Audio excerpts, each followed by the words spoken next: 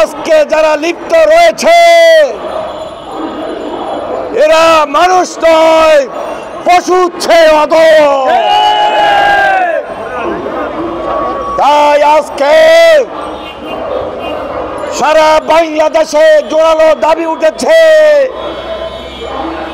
এই গণহত্যা বন্ধ করতে হবে। সারা পৃথিবীতে মুসলমান একত্রিত হয়েছে, এই বর্বরচিত হামলা বন্ধ করতে হবে।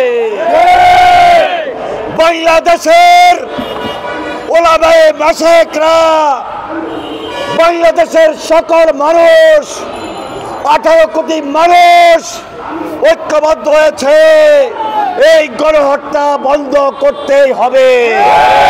ইসরায়েলিদের কালো হাত এগিয়ে দাও, ঘুরিয়ে দাও।